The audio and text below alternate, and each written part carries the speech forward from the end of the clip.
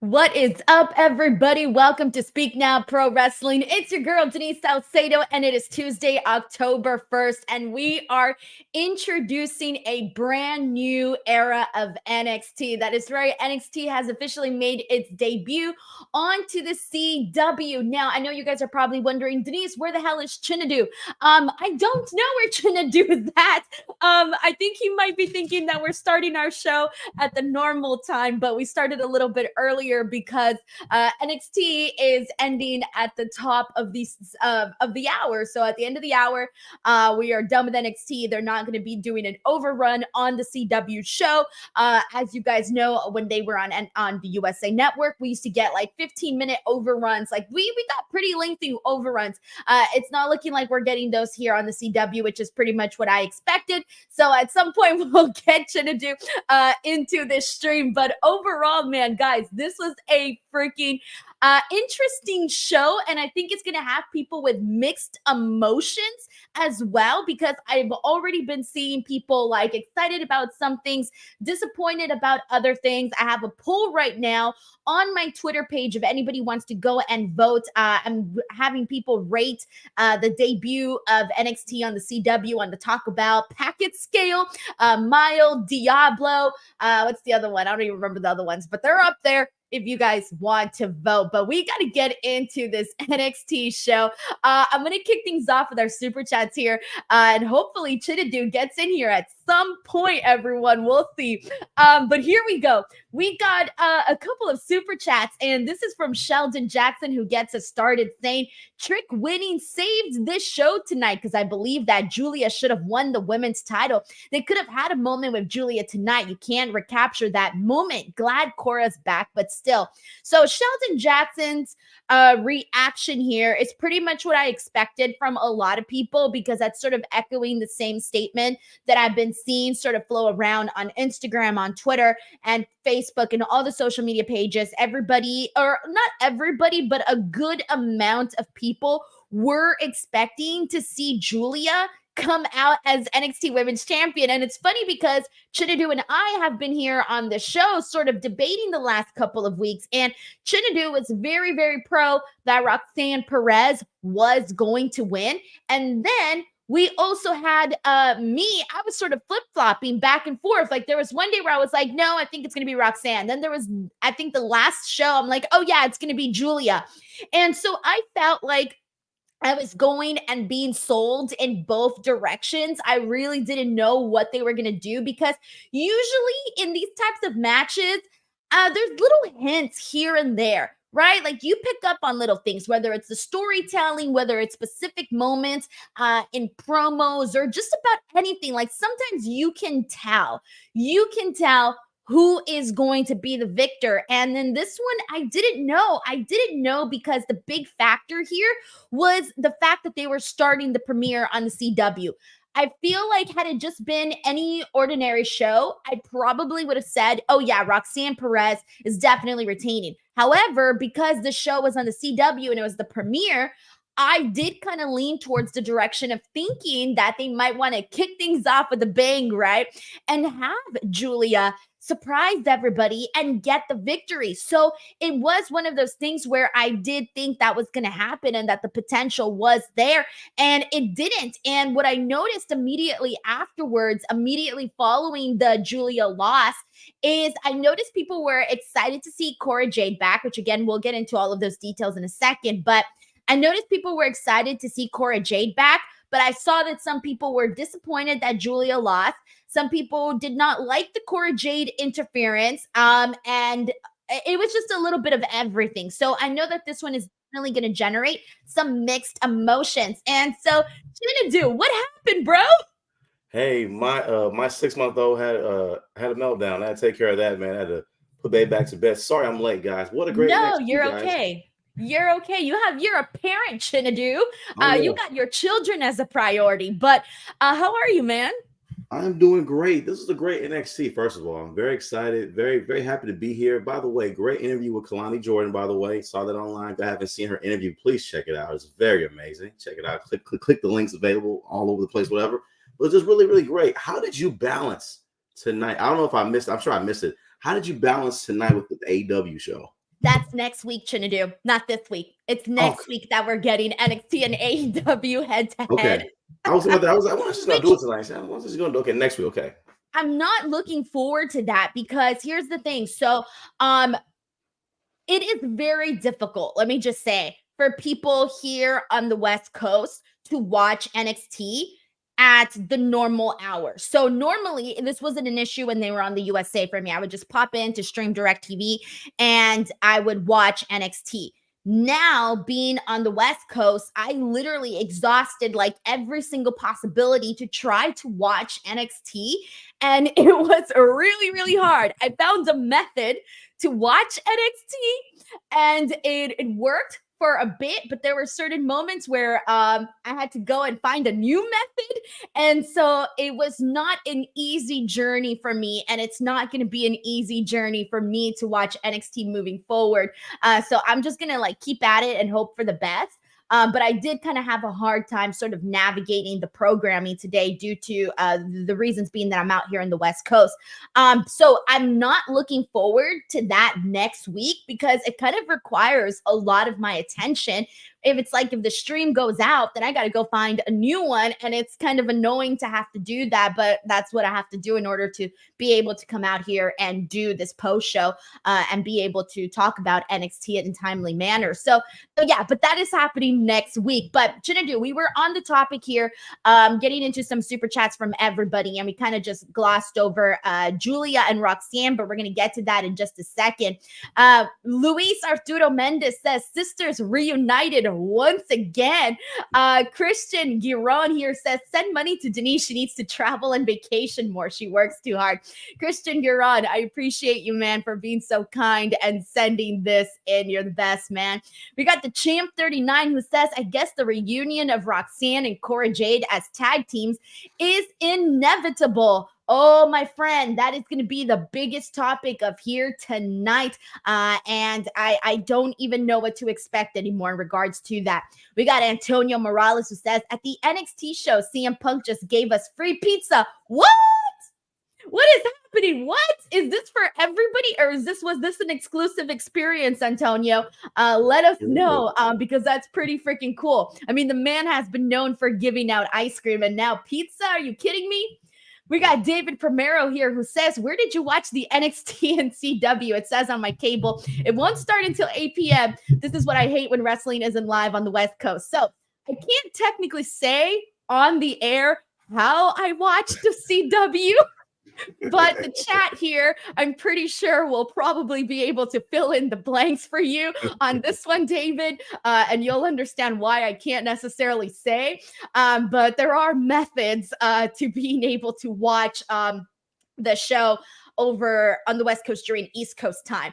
And it's complicated, but that's where we're sitting at right at this moment. So I'm sorry because it is kind of an annoying thing for all the West Coast peeps. They're going to be struggling. And if not, you're just going to have to wait like another 40 something an hour after the show to watch. We got Matt Logan here who says, just saying hi, decent start to the CW debut. Thank you so much, Matt. We got Stephen Marchulli who says, happy with the debut on CW, but needed debut talent to confront Trick. Okay. Am I reading that correctly? Yeah. Yeah, the butt talent. the butt talent. Okay, I'm going to take it as debut talent. All right, Steven, we'll circle back to that. We also got Christopher Marino who says, sadly, I don't have the CW, so I didn't watch. So this is kind of unfortunate for a lot of people are struggling to watch this show. And that does suck, though. I'll be real with you guys. It really does suck. It's going to be a lot more complicated for people. We got Tunde Uwad here who says, hey, D, Chinedu, happy Independence. Couldn't watch the entire show because it's my dad's birthday, but did we just witness Tony D winning the belt? Possibly, my friend. But also happy birthday to your dad. And then we got one more, and we're gonna get right into this. Cheesesteak 59 says Giulia and Roxanne was great. Not entirely happy about the end, but it protected Giulia and sets up Roxanne, Giulia, Stephanie fight triangle. All right, so let's get to it. Roxanne Perez versus Giulia kicked off the show, Chinedu, and I kind of expressed a little bit of my thoughts here earlier, but I know that you were team Roxanne Perez. Tell us how you felt watching the match and given the outcome that we saw. I felt very happy with this outcome because, again, I am a big Roxanne fan. I don't care about the hype of wrestlers from other promotions. That doesn't phase me at all. I don't care about Julia's hype. Giulia can't beat Roxanne on the mic. And for me, that's a big part of the battle in pro wrestling. You can't get on that mic. Although she is good on the mic, though. I mean, I know English isn't her first language or whatever, and she still did great on the mic. I just look at it as they're on a new network. They want to debut. They want to rebrand. Like, who do they feel is going to reach the audience they want to reach on CW? It's Roxanne Perez for right now, to me. And I was like, and it worked out great. When I saw someone run down to that ring, I was like, we're safe. We're good. We're good. Because I was scared a few times. I was scared. I'm not going to lie. I was scared, though. But in the end, Roxanne prevailed. As long as Roxanne is the women's champion in NXT, I feel we're in good hands. See, I told you this was going to bring about mixed emotions for people because Chinedu, at the start of the stream, I was saying how, like, the second that this went down. So basically, what happened was during this match, it looked like Roxanne Perez was about to cheat. She gets the championship belt. But during this moment, we end up seeing a mystery woman come out and she attacks Giulia. And the referee does not see this. And so I'm thinking for a second, like, wait, is that Stephanie? For whatever reason, I'll be honest with you, Cora was not on my mind. She was not on my mind whatsoever.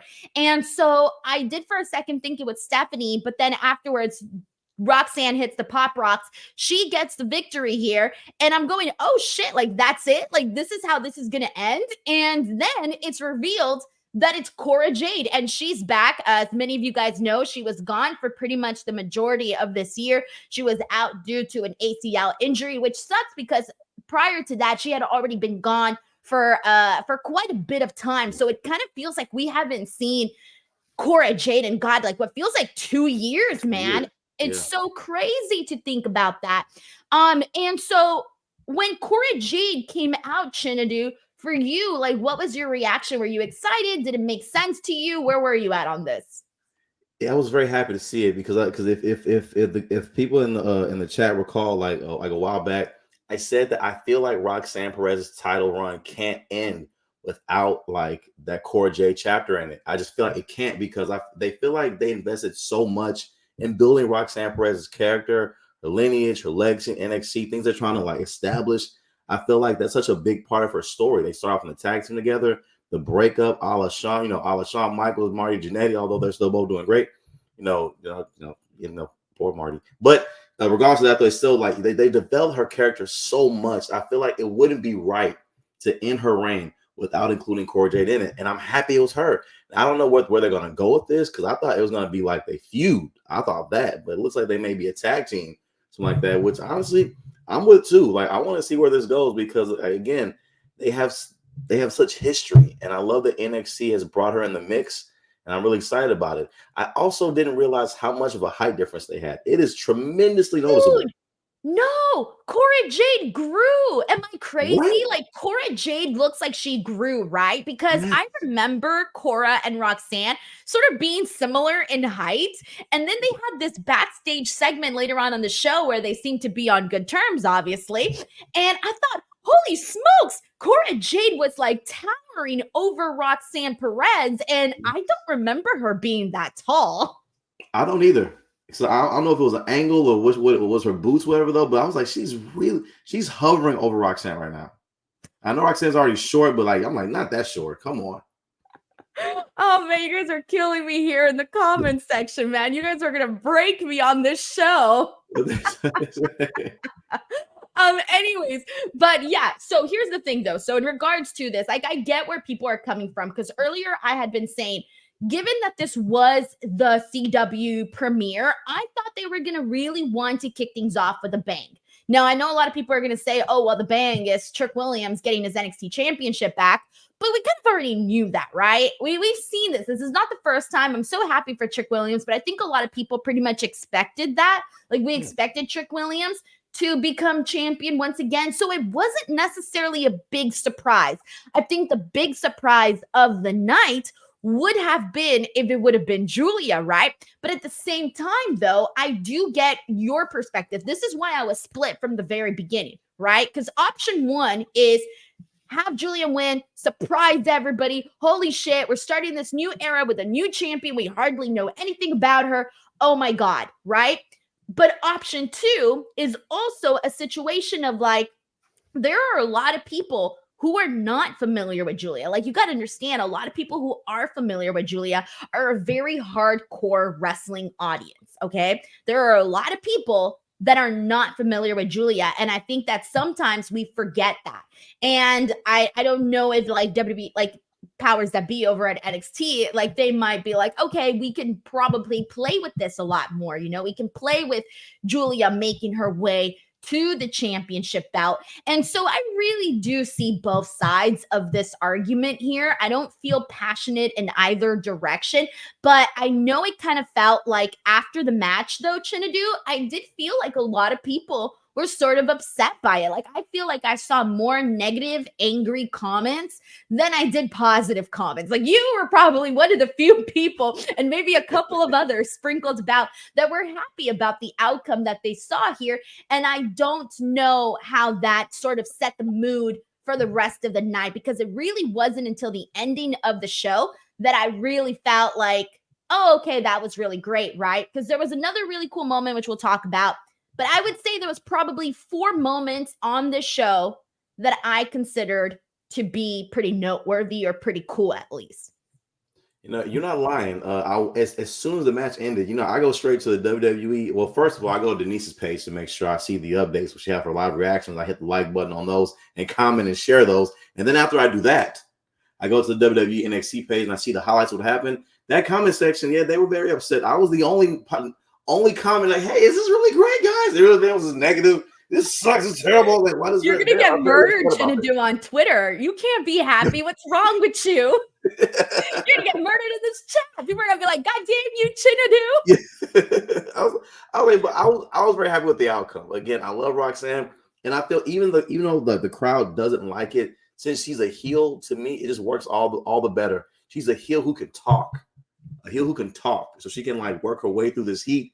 I feel it's good. Like, and I feel like most, just like a lot of faces, like we get behind them more on the chase. I feel Giulia would have won first match out, a la Gail Kim. It wouldn't have done no favors. All right. So, I mean, you guys kind of got a very strong opinion there from Chinedu, but let's go ahead and get into some other of these super chats and things of people saying here. Okay, wait, actually, before I skip past this, obviously I have to talk about the correlation here between Cora and Roxanne, because as many of you know, I know, like we just said, Cora's been gone for what feels like 2 years, right? Because she was gone for 2 separate periods of time. She came back, but it was very brief, and then she got hurt.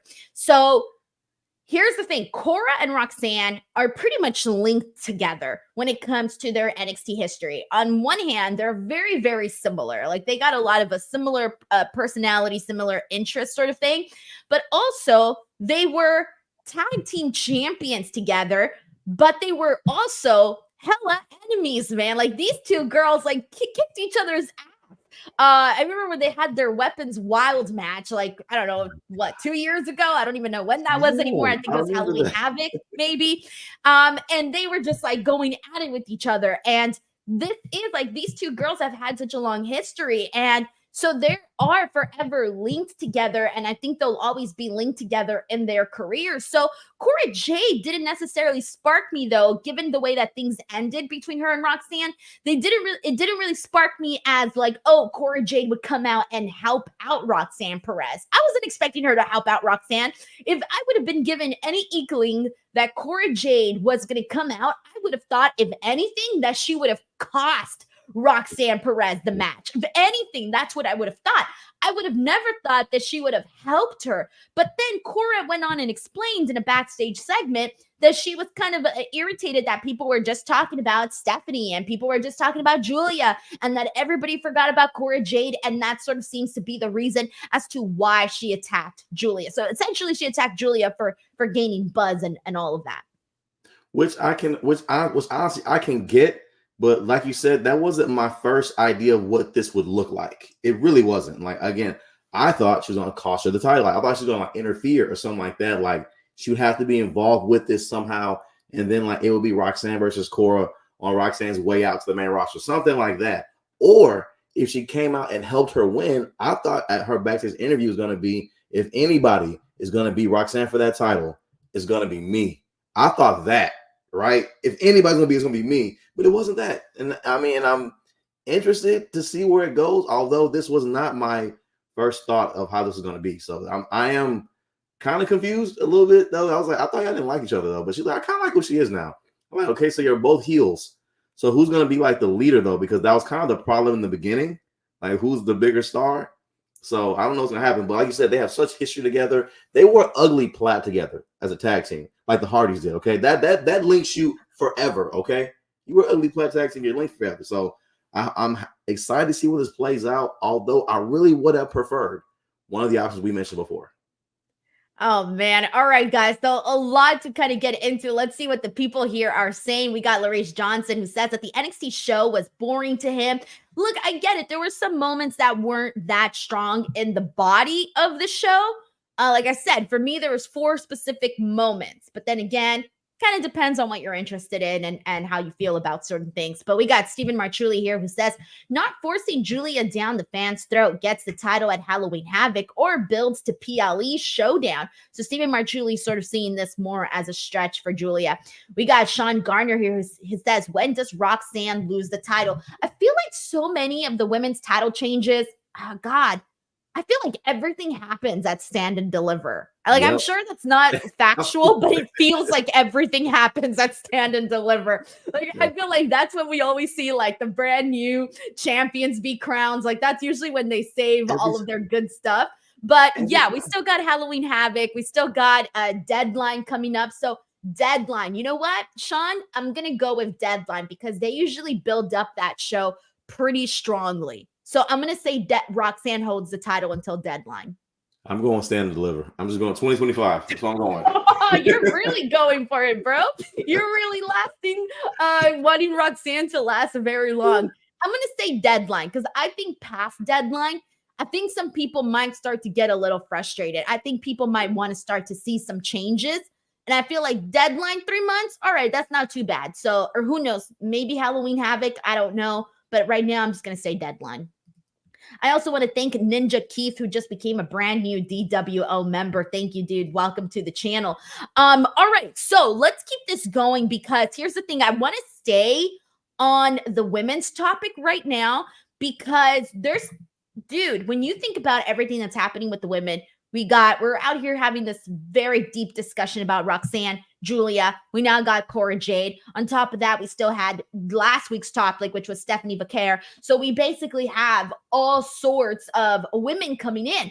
Well, there was another tease today for another woman that looks like she's going to be coming into NXT, and that was Delta. So they did a quick little vignette for her, and they put like a little, she's like walking on a pathway, and they put the little freeway sign, and it says 10/27.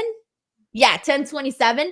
And that is the date of NXT Halloween Havoc. So now it looks like we can safely assume that we're going to be seeing Delta come in that day. Now, I'm going to be real with you guys. I'm not that familiar with Delta. I haven't seen very much of her work. I know that she's been out there doing, she's from Australia. She's been a part of the independent circuit out there. What I hear, though, about her is that she's a great worker. And what I see from her, just based off of pictures and images and things and little highlight reels that I've seen of hers on Twitter, she is very, very unique. Her look is pretty much undescribable. Like, you just can't wake up and look like that, all right? Like, it's a very unique look. She's got this big red hair. She's very, very buff, very, very muscular. Looks like she can, like, eat both of you and me, Chinedu, beat the living crap out of both of us together. Like, she is one tough SOB from the looks of it. I'd be terrified of her, man. I'm terrified of Delta. So that's kind of where I'm at on that. But what were your thoughts on Delta's tease, and are you familiar with what she's done? I'm not. I had to look her up. I had to pull up her picture again, man, just to remind me. Like, yeah, it's exactly what I remember seeing. Like, it's she's very unique looking. I'm not familiar with her at all. Like you said too, because I don't, I wasn't familiar with her work and other promotions and all that though. But I really like her look. I really like her look and like the intensity like she brings. It's a different style of wrestling. I'm just, for me, I'm very much so into like the wrestler. So that's why I like the NXT has. They have wrestlers on the roster. It's not a bunch of lingerie models with like blonde hair to their butts and tights up their butt, and it's in there. You know what I mean? Like that era. Like I like Yes. seeing girls who look like they can really whoop your ass. Like I like ass kickers, like Rhea Ripley and Bianca Belair and Charlotte and Jada Parker and people like I love seeing people who look really tough. And I love. She looks like she could whoop your ass for the book. She looks like she could whoop my ass with your ass. Like that's what I like. You know what I mean? Like something like that. Like she. And so I'm very excited about seeing what she does in the ring. Yeah, I feel the exact same way. And that's the thing. Like, I feel that you're right in that. When you see there's a lot of talented women on NXT. We've talked about them. They pretty much drive the show, but a lot of them are, very just. That's the look, right? Like you were talking about, like we're gonna get the look where it's a bunch of beautiful women. We're gonna get that look, right? But everybody there's sometimes where I confuse some people, right? Especially if we're not too familiar with them, right? There's a lot of people that don't really stand out. And I think that's sort of been like one of the comments that I've made in the past where I feel like some people do sort of look alike. And I'm like, you got to think of something different, like just so that you can stand out, especially when there are so many women on the show. You want to look as different as you possibly can. And so with that being said, Delta hella looks different. Like she looks so freaking cool. And I feel like you need people like that on the show. I feel like you need that monster type of show, that woman that you like fear. Like I'm so scared, like the Oba Femis of the world, right? Like you got Oba Femi on the men's division. I'm like, ooh, I'm scared to get in the ring with that guy. We need that also for the women. Like that to me is something that's intriguing and it makes you want to just like, you're just curious about her. You look at her and you say, I want to watch her. And that's what I hope that that's what I think is going to really just like gravitate towards people. People are going to gravitate towards her. Excuse me. I definitely think so too. And I mean, and on the opposite end of that, if I'm like a Sol Ruka, I'm watching this. I'm like, if another chick debuts here, I'm going to lose my mind. Okay. I'm sick of this. I ain't been on TV in 3 weeks. Is somebody else coming? Oh no, I'm tired of this. I'm turning heel. That's what I think. Chinedu, you got to fight for your spot now. Like these spots are filling up for the women now. Of course, this is not a show where they just get one match or two matches. No, of course, we see a lot more of the women on NXT, but regardless, like, dude, you got to bring out them claws and you got to fight now for your spot because you got a lot of women that are coming in and either because they're very popular and they're being shot straight to the top or hell, like they're just, for example, Lola Vice. Lola Vice for the longest time was being booked freaking great. Freaking great. I've been loving what they were doing with Lola Vice. Cora Jade's been gone for 2 years, but she's very popular. She comes back, bam, she's at the top. Lola Vice has kind of not been at where she was like 2 months ago. Yeah. So that's what I'm saying. Like, you got to really, really constantly like be fighting for your spot. But on top of that, it is, certain moments come and go, right? Like it's some people's time to shine, some other people's time to shine. And you do sort of see that turn around. I remember Chinedu, one time I had Tommaso Ciampa several years ago here on this channel, and I really liked the way that he described the way that this works. He described it sort of like a Ferris wheel, right? Where there's always that one cart that gets its opportunity at the very top to get the whole view. But you got to kind of go like in a cycle. There's people at the bottom and then you kind of work your way back up to the top and then you kind of go back down again. And that's kind of how I see a lot of this when it comes to like TV and whatnot. And I really liked the way that he explained that. But again, at the same time, if you're competitive and you want to make it to the main roster and you want to keep that buzz, you got to constantly be fighting for your spot to stay on the top, get that TV time. Yeah, I mean, it's absolutely the truth. I mean, there's so many people, especially for the like you said, for the women on NXT roster, there's so much talent. You just look at it. You got Kalani, Jada Parker, Lola Vice, Lash Legend could be on a show by themselves. And that could be a big part of the vision right there. Then you have other people like Wendy Chu. You have Nikita Lyon, who apparently I saw. I don't know if it's true or not. I saw online that she returned at a live event. She did some action at a live event. Apparently, I don't know if that's true or not though. But you have people like her waiting in the wings as they recover. So it's so many women on this roster, but it really is just a competitor. Like I said, Ferris wheel. I really am excited to see who rises to the top and becomes like a real mainstay of this division. We got Chloe Adams here who says, whatever happened to Adriana Grace? Miss her. So so it's Ariana Grace, sorry. Ariana Grace, she did an appearance on NXT with Santino Marella. On TNA with Santino Marella, like a week or two ago, I believe. She hasn't really done anything recently on NXT that I recall. I think she's sort of been she hasn't really been even part of those background skits in a while. So yeah, so I think she was doing some appearances on TNA. I know for sure she had that skit with Santino, but that's kind of about it of what I know right now. But thank you so much to Chloe Adams, because I do like Ariana Grace a whole lot. She's very funny. We always talk about her here on the show when she's on. We got Ninja Keith here who says, I loved the NXT tonight. I hope that they're due a first ever Hell in a Cell in NXT at Halloween Havoc. I would love to see that at NXT. That would be really great, but I don't know what feud would necessarily call for a Hell in a Cell right now so soon at Halloween Havoc. I don't really think that there's one that I would say, oh, it should definitely be in a Hell in a Cell. It has to be built up like the way that you're seeing Drew and CM Punk built, maybe down the line, but not so soon as Halloween Havoc. But yeah, down the line for sure. Thank you so much to Ninja Keith, man. We got Sheldon Jackson here who says, crazy to think that Trick was the only babyface to win their match tonight. Roxanne, West, Emu, Toxic Attraction, all won. Delta is legit. I've seen her work mainly from MCW in Australia. I knew it. I knew Sheldon was going to be one of the ones to give us some information here on Delta. Appreciate you, man.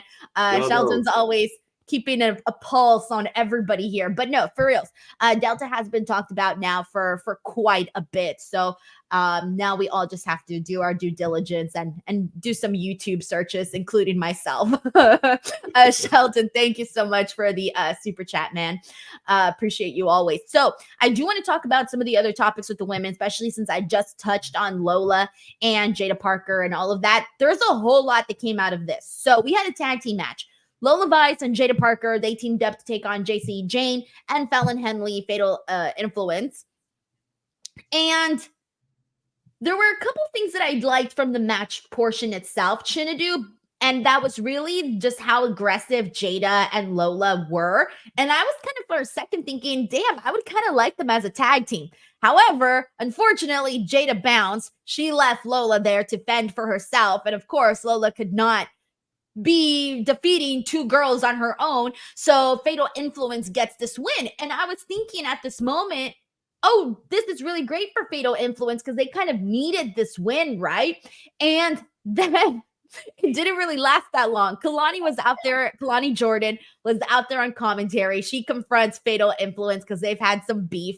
And of course, Kalani, being a smart girl, she had a backup plan because she knew that Fatal Influence was going to be calling her out, and it was not going to be a 3-on-1 situation. Kalani Jordan was smart, and she had backup, and we had a surprise with Bianca Belair and Jade Cargill appearing on the show. And this was great. They beat up Fatal Influence. Sorry, Fatal Influence. They beat them up, and now we're going to be getting a 3-on-3 match next week on NXT. What did you make of all of this, Chinedu? First of all, I fanned out when I heard that message. I fanned out. They're here. They're here. I was freaking great. Yes, I generally marked out. First of all, they're both built like for real superheroes. Like when I tell you, like not on like no like dirty guy, lustful, nothing like that. Also for real, like they really do look like for real super, like built. Like they come out here and really like bench press them girls, and they did. They like, I mean, the athleticism, the crowd went crazy. And it just made me so happy to see that, though. It's like those good surprises. That let me know NXT was firing to me on all cylinders. Like when they came out, I was like, oh, they're throwing everything at this episode. They brought all the stars out because I was excited to see it. The crowd was excited. They couldn't believe what they were seeing. And Bianca and Jade looked great. I thought it was a great segment. It was so cool to see them in there with Kalani. It kind of, because, I never thought about them crossing paths ever in my mind. So kind of my mind like, oh, I'm like the fan of me, like, oh, they know each other, they're friends, yeah. That's the nerd in me. But it's just happy to see it, man. They're all there. I don't know, did they have their belts with them? They didn't have their belts with them, did they? No, I don't think so. They kind of just went out there. And I mean, it makes sense for them to not necessarily have their belts because they went out there to have her back. So they knew they were going to have to, have their hands free to actually get physical in there. Man, I'm with you. I loved that image of Kalani there with them. I'm like, adopt her, please. Take her in. Take her under your wings. They just all like, she looks so cute. I can't explain it. Kalani she's a very cute girl. And you see her there with Bianca and Jade. And I don't know, like Bianca and Jade, like, I mean, we've all seen them, right? Like they have this like aura, this very, very Wonder Woman type vibe. So they just looked hella freaking cool. It felt like Kalani brought in two superheroes with her. So I really, really love the way that looked. And I'm excited to see her team up with them because I think they're gonna look cool because Kalani is very talented in the ring. So now you're going to see her in there side by side with somebody, for example, like Bianca, who is really just, I mean, she really does set the bar at this point in WWE women's wrestling. But I really do think that it's going to be cool to see Kalani in there with Jade and with Bianca. So I'm excited for her. Speaking of all this Kalani stuff, check out the interview that I did with her. It's my second interview with Kalani, so we kind of catch up on things that have happened for her in the last, year. So you guys can go ahead and check that out. That is here on the channel. But in regards to Lola Vice and Jaida, at least I think we're going to see more of a program there between them. And I'm looking forward to that because they're both aggressors. They're both very feisty. They're both sassy. They're both mean. They're mean girls, both of them. We've seen them get mean. And so I'm looking forward to that. But it is one of those things where I do feel like I was really liking a lot of the booking earlier on for Lola Chinedu. So I hope this Jaida Parker feud really explodes into something. If they really invest in it, I really do think this could be one of our favorite ongoing feuds on NXT. I definitely agree. To your point earlier, I loved how they had her booked earlier. Again, like I felt turning her face was gonna be a mistake. And just because like I feel she's better as a bad guy, as a badass. Like all this friendship, I'm coming to help people. I want to help out. No, why? For what? That's how I felt because her character was like more like that. But her feud now with Jaida Parker, I'm very excited about it. I love the fact that they're attacking, they still have not gone on the same page. It's been weeks now, and I love this because on regular WWE TV, they'd have been, they've already would have gotten together. But I like this slow burn. I don't know if they're going to be a feud or if they're going to go the Daniel Bryan Kane route, the Team Hell No route, have them go through a whole bunch of series of things to become a better team, whatever though. But regardless, I feel these two are money together, whether they're a team or their opponents. But regardless, I just hope we get more of that edge back for Lola. Jaida, I feel is fine.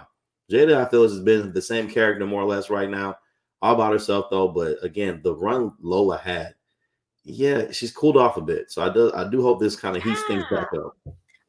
Lola was going to be NXT champion like way sooner just based off of the way that they were booking her. I mean, this girl made the NXT Underground matches her thing. She's out there defeating Natalya and Shayna, and she's doing all these great things. So I was under the assumption of like, oh shit, like they're going to run with Lola Vice here. But now it kind of seems like there's all of these new names coming in, and maybe Lola has been sort of been pushed to the side here. But again, I do think that her and Jaida, I think that could be really fun. I really, really think that can be fun. So we'll see what they end up doing here. But we got the Bep Jr. here, who's been a DWO member for 19 months, says, so happy to see that Cora Jade is back. Jared here says, idea, make the current women's tag belts exclusive to NXT. NXT has more teams and depth to support. Let the main roster girls have mid-card titles. See, it's so complicated because I feel like, there's not enough teams. I mean, they're starting to build a lot more teams for the women. Like of course, you have Damage Control. You have Kaden and Katana. You have the Pure Fusion Collective. girls. You have them. Yeah, Collective. You have a few more teams now, of course, right? Alba and Isla. So there's a lot more, but it still doesn't feel like it's really an explosive division there. So I don't know, man. I just don't even know anymore what they should do there with that. I don't feel like there should be a mid-card title right now for the women on the main roster, because I also feel like there's not enough depth there. No, it's more so about how they're being booked. Like the titles are there, the tag teams are there. It just has to be booked better.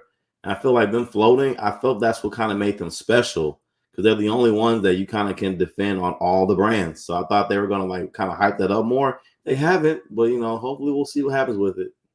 Thank you so much to Jared for sending that in. All right, so I think we covered everything with the women. So let me go ahead and get into the men's stuff. I don't know how that happened, but I just decided to split everything today. All right, so let's get to it. I want to start off with let's start off with the main event. I think we should start there. So Trick Williams defeated Ethan Page. CM Punk was a special guest referee. I mean, I was so happy to see Trick Williams win. Very predictable, of course, but that's fine. Sometimes predictable is good. And I think that we kind of needed this change. I really think we needed this change. I really like a lot of what we've been seeing from Ethan Page, but I think what really kind of hurt Ethan Page was the feuds that he was in Chinedu. And I almost feel like Trick Williams kind of got robbed of a real title reign. And he also, when he was champion, he also didn't really have anybody to feud with. And so they both kind of struggled with that, actually. But now we're back with Trick Williams as champion. How'd you feel about the win? I was excited about it. Last parts I was able to see live was seeing Ethan Page run Trick Williams into the side barricade, and then I heard my baby go crazy, so I had to go up there and take care of that. But I came out, Trick was champion. It made me excited. It made me excited to see. And again, it's the same thing. Like I felt Ethan Page, I felt he got really great toward the end of his run. The promos, his confidence with the belt, dressing better. His opponents were really good. It's just same thing with Trick. They didn't have the opponents lined up, and like they have talented wrestlers, but no one believable that you would think could really take the title yet. Like nothing like that. So I feel he did get robbed a bit of it. I didn't have the best run, but I'm glad he had a run. I'm happy Trick is champion again. That's good for the network to see him out there, because his reaction, his music hit. I mean, he is a star. I mean, without even having to wrestle, this whoop, that crowd went crazy. So it's good to see him with the belt on. I'm hoping Trick has a better feud than we had before. I don't know what they're gonna do. If they're gonna just play around with this again, look, then call Carmelo back if you're gonna do this, and have him come back and feud with Trick. Then call down AJ. Call Finn. What's Finn doing? Call some folks in the main roster down here, man. Come on, and stop playing with us with these like really weak feuds. Like don't bring in Ora Mensa. All right, don't bring in what's his name, Noam Dar. Don't bring him out to feud with him. Yeah. What the I know. I don't blame you. You. It wasn't necessarily hot stuff, man. It was mild on the Taco Bell packet scale. All right. DTW guys. Taco Bell, come sponsor your girl. What are you doing? Come sponsor me. I love Taco Bell. Taco They're Bell, not sponsoring me yet, so I'm trying to butter them up. All right. So, anyways, here's my question to you, and here's my question to the chat as well. Do you think we're gonna get CM Punk versus Ethan Page, or am I cuckoo crazy here? I think. Because during this match, we were obviously Ethan Page was the heel, but CM Punk and him were kind of, going at it a little bit. And Ethan Page even had the audacity to hit a GTS on Trick Williams in front of CM Punk's face in his hometown. And then at the end, when Trick Williams was celebrating, the focus wasn't even on him. It was on CM Punk, who GTS'd Ethan Page to close the show out. So I feel like, was this just a nice little blow-off moment, or are we going to see anything more with that? What do you think? Am I crazy? Oh, no, you're not crazy at all. It is not a blow-off moment. First of all, if I'm TKO, we're trying to establish this show on CW, so we got to keep this up going. We got to get a CM Punk match on here. So he's definitely wrestling Ethan Page on NXT. They're going to hype it up. CM Punk's first time competing on NXT, Ethan Page. So I think they're definitely going to do it. I just hate that Ethan's going to lose again, but I think his character can withstand it. I mean, to be in a feud with Punk is going to be great. I think Ethan is good enough on the mic to where it'll be, some really good promos. He's not trash on the mic though, so I feel he can hold his own against Punk. It'll be really, really great. I'm believing that'll probably happen. Of course, it'll happen after this Drew feud, though. But I do see it on the horizon. All right. So, okay, I'm not crazy here. It's a possibility. At least that's definitely what I sensed here. All right. So, I do want to go ahead and get into some other topics that we saw here. I want to get into the Wesley Zachary Wentz match that we had here, the street fight. I'm curious because I'll be real with you. I felt very disconnected from this match. I kind of struggled to really get invested into it. I don't know if it was because of the feud heading into it. I know I wasn't crazy about the promos. I just didn't feel connected to this. I feel like we've seen way stronger street fights. Like, of course, I even thought that what we saw with Michin and with Jada Parker was better. I even thought what we saw with Dijak and Joe Gacy was better. And those are just some of the random ones that I can think of recent times. And so when I was kind of really hoping, I think, for a little bit more here. And there was also a really scary moment in this matchup here where we saw, I think it was Wesley like threw out Zachary Wentz and he was supposed to go through the table. I don't even know how this happened, but dude like flew way past the table and just like hit the ground. It looked really ugly. Commentary went dead silent, like they didn't know what to say. And I was thinking, like, someone say something now. And then we got a replay, and then finally, it looked like everything was all right. But it was kind of a scary moment, just seeing him just fly on by. Yeah, very scary. I felt the same way. Of course, they're both great wrestlers, though. But to build a feud, the reason why Punk and McIntyre is so great is because they're both great on that mic. They pull you into the story. They didn't pull us in to the story like most people. And then, like, if you're a casual viewer, you don't really even know who the Rascals are. Not really, anyway. You don't really know who they are. You may not remember MSK that much. So they really had to lean these promos to really, get it done. I felt the video packages they did were good. Give you the history of it though, but Wes and them on their end, when it come on that stick, it didn't connect, and it wasn't. And again, I'm fans of both. I think they're both great talents though, but it just wasn't good. It didn't connect. I didn't really understand why Wes turned. He didn't give a really good reason, and Zachary stuff is just response was just so like. Not to be just so like, we're brothers. How could you do this? Don't say my fiance's name. I'm gonna kick the like, okay. Let's get to the match. And even in the match, again, it was good match, but again, like they didn't pull us in it. So it just wasn't. Yeah, I think that was the big missing puzzle piece there was the fact that we weren't necessarily too invested in the actual feud. And I think that did kind of hurt it because as I was watching this, because this was the following match following Giulia and Roxanne, I was still thinking about what we saw in the previous match. I was still thinking and processing. Clearly took me a while to process this, but I was watching the match and thinking about everything we had just seen prior. And I even thought while I was watching, like, shit, I'm not connected to what I'm seeing at the moment right now. And so, this one didn't necessarily connect too much with me. But let me tell you guys, connection, it's important. We all want to connect, and we all want to connect intimately.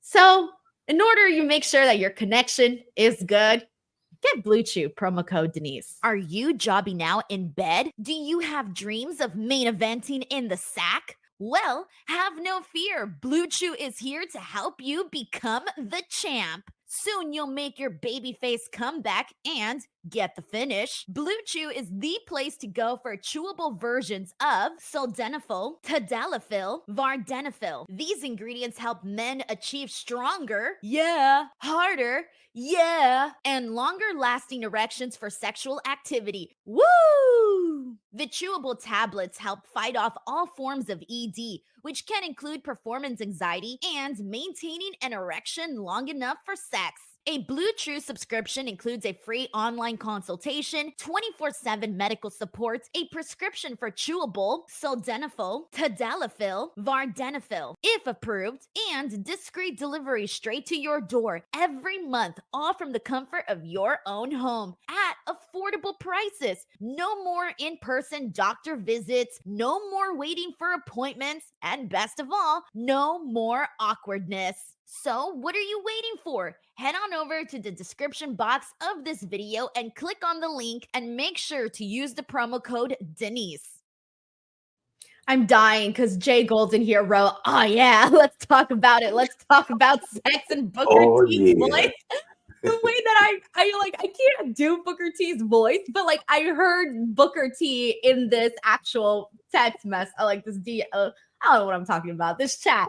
But we got a couple of super chats to get into. This is from Cheesesteak59. Thanks so much to Cheesesteak. He's here who says, NXT should spin the men off to their own new half-hour show and keep the current 2-hour show as all women. Usually, I'm not crazy about that, but personally, I feel like right now there is so much of the women that like I don't mind it. I feel like we have a pretty cool little balance from week to week where there are some shows that are like 70% women and then there's some shows where it's like 50-50. I don't know. I feel like there's a good little mix on a week to week basis. Yeah, I definitely agree. If they would make the show, there have been weeks where I go back and see the show's been 80% women. You don't even notice it. It's all done everything's done great. Like the women's division is just a book so great from top to bottom. It just makes me very excited again. So just love the women's division in NXT. I do too, man. I really do too. Thank you so much, Cheesesteak59. But I will say this, Evolution Part 2, we need to get that. We really, we need to do it. It has to happen.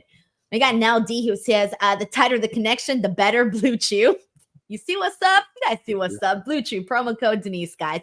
Nell D, thank you so much. All right, so we got one more thing to really get into, and it's really not that big, but it's Miz TV. It's Miz TV, and he had Oba Femi and Tony D'Angelo here as a guest. This was very straightforward. Tony D says he was like 20 minutes away from the Chicago area. The crowd was like, oh, okay, we didn't know, but let's clap now for this. And Oba Femi basically just said, oh, you can't be champion. I'm just going to say it right now. And I'm sorry. Call me a heel. I don't care. I don't want to see Tony D defeat Oba Femi. I don't want to see it. I'm not here for it. I'm sorry. I'm rooting for Oba Femi, but I'm going to be real with you. Based off of what we heard today, I think Tony D is winning, and I just don't think he should. I don't think he should because dude just walked out on the match with Alex Hammerstone. Didn't even finish that match because he was a monster and he was so scared. And it's like, oh, so you're not scared of Oba Femi now? Like you walked out of a match and then you're going to go in and win a title? No way. I'm not here for that. If I'm not here for Tony D winning the NXT North American Championship from Oba Femi because of what we saw with him walking out from that match with Alex Hammerstone.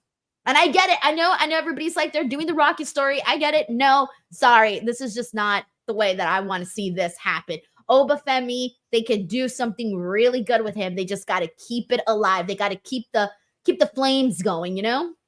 I agree. Tony don't like he belongs in NXT anymore. Really fit anywhere. No title division. The North American title won't even look right on him, in my opinion. And again, he hasn't. I'm just not sold on him for real. Like it's like not that he's not good in the ring. It's just I just don't buy it. I want Oba Femi to continue to dominate. I feel that's the better story. I feel so with Tony D'Angelo. It's just because he's still just there. I feel like this isn't going to go nowhere. If he wins the title, then what? Nobody cares. This is the first time I ever cared about Tony D'Angelo. And I think it's because Miz was in the ring. I like Miz TV. I was interested to really see if how the crowd was going to react to Miz being heel now because he turned heel the night before. I was going to see if that could be kind of played into that. But the last thing I was really worried about or thinking about was Tony D's promo. I wanted to see Miz's heel.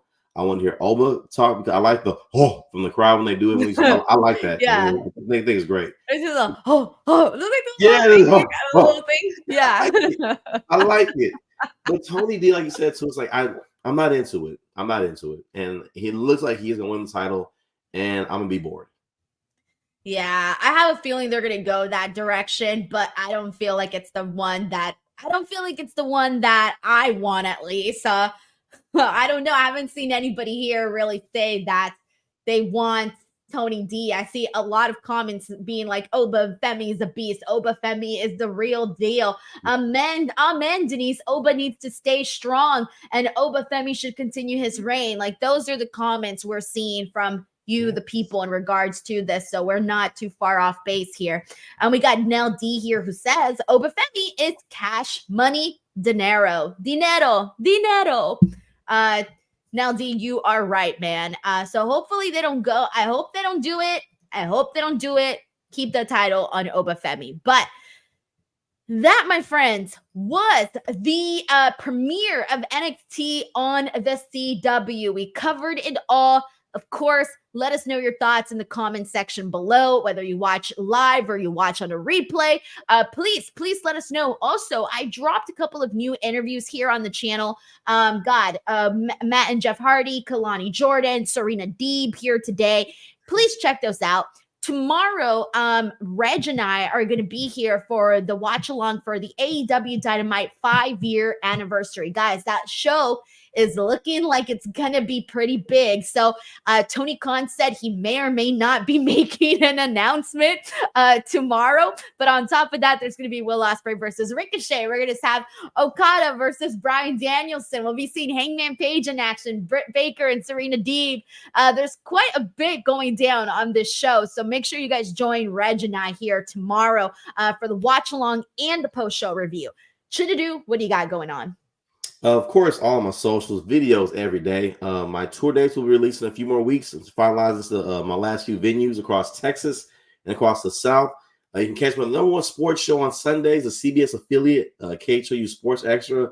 You catch me on Mare Street Media. I don't know when I be on. But I make the videos and they pay me for them. So I'm on there somewhere. All right. As long as the check clears, yes, that's all that matters.